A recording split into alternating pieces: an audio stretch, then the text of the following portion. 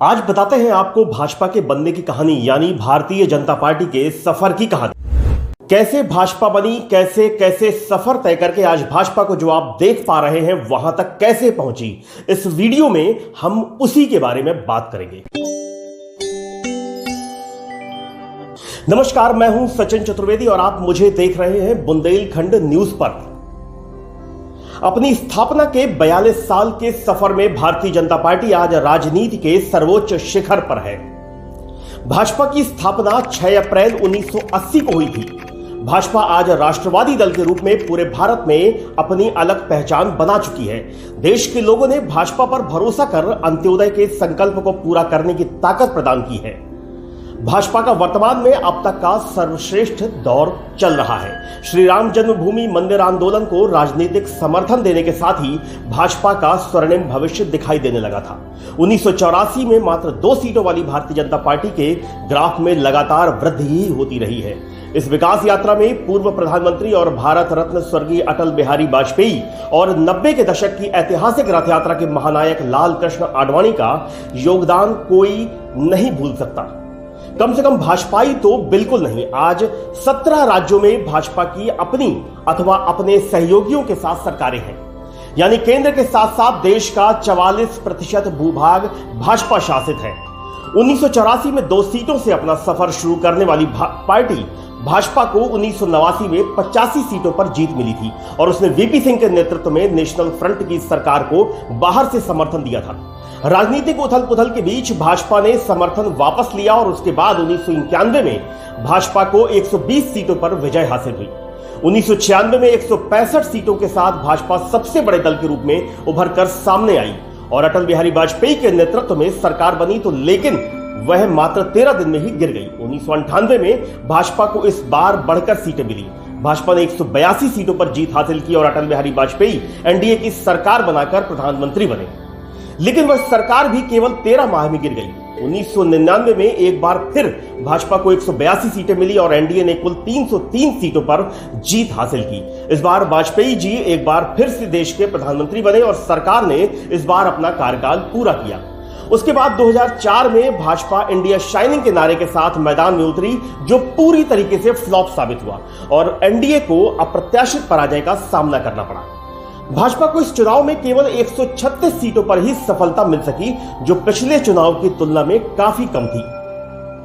2009 में भी भाजपा जीत की राह तलाशती ही रह गई और एक बार फिर पार्टी ने हार का स्वाद चखा, लेकिन इस बार सीटें और भी कम हो गई थी। मात्र 116 सीटों के साथ भाजपा मुख्य विपक्षी दल रही।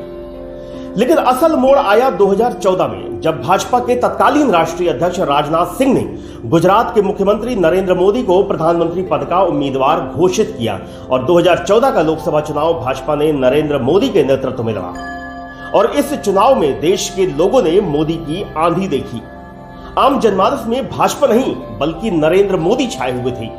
लोगों ने सोशल मीडिया और सूचनाओं के विभिन्न स्रोतों से चमकते गुजरात को देखा था और चाहते थे कि गुजरात की तरह भारत देश भी तरक्की करे। इसलिए 2014 में भाजपा का नहीं बल्कि नरेंद्र मोदी युग शुरू हुआ, जो आज तक जारी है। इस साल पार्टी ने पूर्ण बहुमत के साथ नरेंद्र मोदी के नेतृत्व में शानदार तरीके से केंद्र की सत्ता में वापसी की और 282 सीटें पाई। लेकिन सबसे बड़ी जीत भाजपा को मिली 2019 में, जिसे कोई आंक नहीं पा रहा था। लोग उस जीत के तूफान के पहले की शांति को महसूस तो कर रहे थे, पर जीत का तूफान इस कदर आएगा कि विपक्ष की धज्जियां उड़ाते हुए 303 के शानदार आंकड़े को छुएगा, ये आशा नहीं थी। लेकिन ये हुआ और इसी से लगने लगा था कि फिलहाल जब तक मोदी सक्रिय राजनीति में रहेंगे तब तक भारतीय जनता पार्टी को सत्ता से डिगाने वाला दूर दूर तक कोई नहीं है। इसलिए हमने शुरू में ही कहा था कि भारतीय जनता पार्टी का ये सर्वश्रेष्ठ दौर चल रहा है।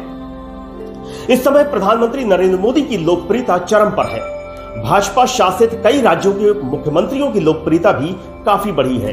अभी हाल ही में 5 राज्यों के विधानसभा चुनाव में यह बात साबित भी हुई है। विपक्ष ने किसान आंदोलन सहित अन्य मुद्दे उछाले, पर जनता ने सबको धराशायी कर दिया।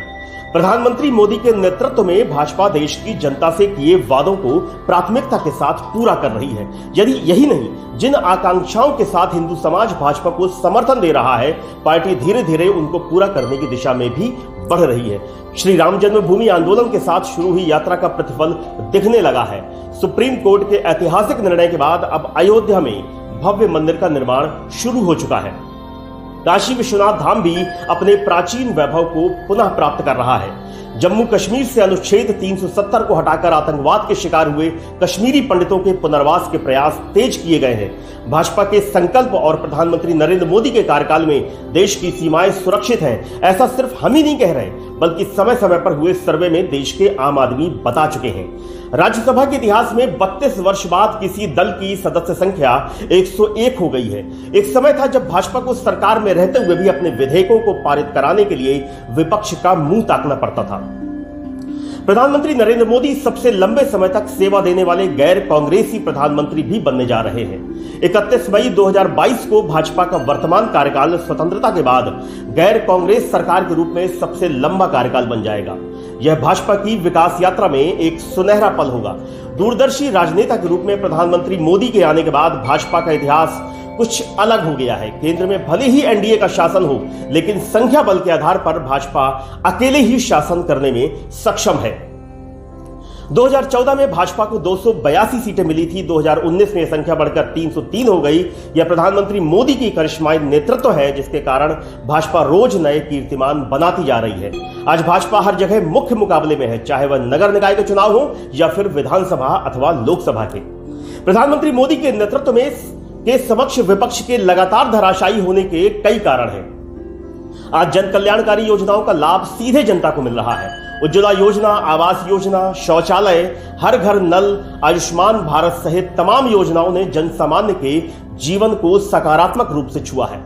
मोदी आज देश की राजनीति में नया व्याकरण लिख रहे हैं और भाजपा और देश के विकास का नया अध्याय लिख रहे हैं।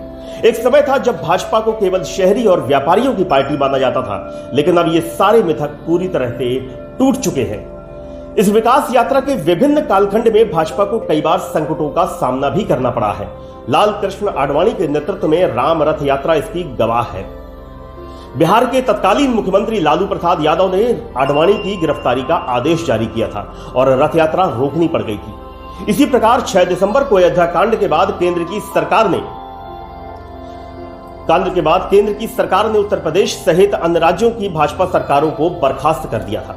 लेकिन आज के समय में भाजपा सुदृढ़, सशक्त, समृद्ध, समर्थ और स्वावलंबी भारत के निर्माण के लिए निरंतर सक्रिय है।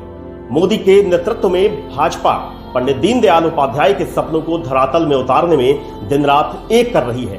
भाजपा ने दीनदयाल उपाध्याय के एकात्म मानववाद को अपनाया है। अंत्योदय, सुशासन, सांस्कृतिक राष्ट्रवाद, विकास एवं सुरक्षा को सर्वोपरि मानते हुए भाजपा आज शिखर पर है। तो कैसे लगी हमारी ये कोशिश, कमेंट करके हमें जरूर बताइएगा। मुझे दीजिए इजाजत, मिलते हैं फिर से किसी नई कहानी में। धन्यवाद। हमारे चैनल को सब्सक्राइब करने के बाद घंटी जरूर दबाएं।